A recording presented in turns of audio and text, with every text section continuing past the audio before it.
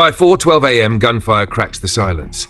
Gnassingbé, barefoot and bewildered, hears the footsteps of his own guards turning against him. Your time is up, a soldier mutters as the once-untouchable leader is dragged through marble halls. A leaked video, grainy, visceral, shows his downfall in real time. No pomp, no spin, just the raw collapse of a 20-year regime. Welcome to the Black Post with a shocking update on Operation Minuit, midnight from the Palace of Togo. The streets of Lomé hum with tension as Togo's opposition gains momentum, backed by a powerful wave of African civil society. 8 prominent organizations, including Burkina Faso's Balai Citoyen, Senegal's Y'en a marre, Chad's ENA, and DR Congo's Lucha, have united in a bold joint statement, throwing their weight behind the push for democratic reforms. Their message is clear. Togo's struggle is Africa's struggle. For over a decade, opposition parties have demanded constitutional changes, term limits, fair elections. But President Faure Gnassingbé, clinging to power since 2005, has resisted. Now the world watches as whispers of revolution grow louder. Then, in the pre-dawn darkness, history erupts. Armored trucks rumble through Lomé's empty boulevards. Soldiers in black masks storm the presidential palace. By 4:12 a.m., gunfire cracks the silence. Gnassingbé, barefoot and bewildered, hears the footsteps of his own guards turning against him. Your time is up, a soldier mutters as the once-untouchable leader is dragged through marble halls. A leaked video, grainy, visceral, shows his downfall in real time. No pomp, no spin, just the raw collapse of a 20-year regime. By sunrise, Togo is alight. Streets surge with euphoria. Women beat drums, men wave long-hidden protest signs, voices chant "No more dynasties." The world watches. Africa holds its breath. This isn't just Togo's victory, it's a reckoning for the continent. Freedom, it seems, has finally found its moment. In the heart of the chaos stood a 10-year-old boy, clutching a charcoal-scrawled flag, "Free Togo." This wasn't just the fall of a president, it was the shattering of a dynasty. To understand how Faure Gnassingbé's palace crumbled, you must go back, decades back to 1967, when his father Ayadema seized power in a coup and ruled for 38 iron-fisted years. Elections were theatre, dissent was death, and Togo became a family heirloom. When Ayadema died in 2005, his son Faure was installed within hours, the military declaring, "You had the father, now you get the son." Faure arrived smiling, polished, French-educated, promising reform. But the chains only tightened. Term limits vanished. Protests were met with bullets. The world called him moderate, but Togo's youth saw the truth. This generation, raised on Sankara's speeches and WhatsApp revolutions, refused fear. When Burkina Faso and Mali rose, they whispered, "Why not us?" The final betrayal came from within. Colonel Kwame Agayoma, Faure's shadow, his loyal bodyguard, received an unmarked envelope one night, photos of a burned village and executed cousin. The next morning, the palace gates were breached. Soldiers who once saluted Faure now dragged him barefoot through the halls. "Your time is up," one hissed. By dawn, the streets erupted. The boy's flag fluttered above the crowd. Togo was no longer a kingdom, it was free. The mission was labelled counterinsurgency, but Colonel Agayome knew the truth. It was punishment for a people who dared to demand justice. That night, as he watched soldiers torch a village for protesting, something inside him snapped. He wasn't protecting a president anymore, he was guarding a monster. Over 6 months, a silent network formed, patriots in uniform, young officers with fire in their veins. They called it Operation Minuit, midnight. The final spark, a schoolteacher arrested for a poem, "Your crown is made of ash and the wind is coming." When Faure sneered, "Fear is more useful than respect," Agayome knew it was time. On day 0, as Lomé slept, palace doors swung open.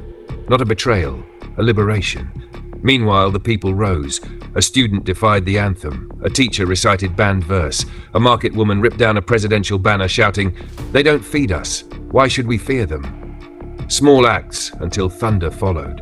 By sunset, thousands flooded the streets. No leaders, no parties, just raw defiance. Soldiers hesitated, then joined. In Sokode, protesters surrounded a police station, daring officers, "Try to shoot us all, we are Togo." In Faure's hometown, the unthinkable, his father's statue crashed down and the crowd erupted. Not in chaos, but catharsis. Pots clanged, motorbikes roared, vendors gave food freely. No orders, no manifestos, just a people waking from decades of sleep. The wind had come. and the crown of ash was gone. The streets of Togo pulsed with an electric joy as bonfires painted the night sky, not with chaos but with catharsis. The chants were clear, the dynasty has fallen. Now we rise. By dawn, the world scrambled to react. Military seizes power in Togo, blared headlines, but this was no ordinary coup. It was a reckoning. In Paris, officials whispered behind closed doors. Faure Gnassingbé had been their reliable man, signing contracts, enforcing stability. Now, his people danced on the ruins of his regime. France's tepid statement urged a return to constitutional order, as if Togo had ever known one. Washington, cautious, called for calm. But to Togolese ears, it sounded like hypocrisy. Where were these voices when Faure jailed journalists, rewrote constitutions, and ruled with bullets? Then, the seismic shift. At the African Union's emergency meeting, Burkina Faso, Mali, and Niger walked out. Captain Traoré's words cut through the silence. This isn't a coup, it's justice. The old order trembled. Back in Lomé, the revolution smelled of grilled plantains and sounded like drums, not gunfire. In the courtroom, Faure sat stripped of power, facing the mothers of the disappeared, the survivors of torture. As charges echoed, corruption, election fraud, torture, a woman in the front row whispered, "That's my brother's case." Outside, thousands stood under the sun, no longer pleading for freedom. They had taken it. Faure stood motionless in his plain white shirt. No medals, no defiance, just the hollow silence of a man facing his ruin. The courtroom held its breath as his former minister, once a polished diplomat, unraveled their corruption. Millions stolen from hospitals, envelopes of cash. I did it out of fear, not loyalty. Then came the mother, clutching her son's blood-stained notebook. "This is what he died for," she said, her voice steady. "So you would sit here, judged." For the first time, Faure's gaze flickered. When given a chance to speak, his words were cold, revealing the twisted logic of his rule. Power isn't what you hold, it's what holds you. No remorse, no apology, just the bitter truth of a man who mistook a nation for his birthright. Outside, the people already knew the verdict. This was more than a trial, it was the crumbling of an era. But in Paris, panic brewed. Faure's fall threatened decades of exploitation, mining deals, military influence, a puppet regime now slipping away. Operation Eclipse was launched. French commandos, disguised as aid workers, scrambled to extract him before he could expose their collusion. They never expected Colonel Agayome's defiance. At 3:17 a.m., a helicopter sliced through Togolese airspace. By 3:24, it was grounded, commandos seized. "This isn't 1960, an officer spat, and this is no longer your colony." The message was clear, Africa's leash had snapped. The detained French operatives blinked under interrogation lights. Within hours, leaked footage went viral. Paris denied, but Africa saw the truth. Mali's statement crackled across radios. "This is why we left ECOWAS." In Ouagadougou, Captain Traoré's voice was steel. "They came for Togo's dignity at night. Next time, they won't leave." This was no longer about one dictator, it was about the rot of an entire system. The message to France wasn't whispered, it roared from Dakar to Djibouti. "We are not yours to save." Then, the impossible. Colonel Agayome stood before the National Assembly. No uniform, no grand promises. "Togo belongs to no man," he said, his voice raw. The crowd froze. Soldiers relinquishing power in Africa? Yet his plan unfolded. A civilian majority transition council, public trials, elections in 6 months. No more shadows.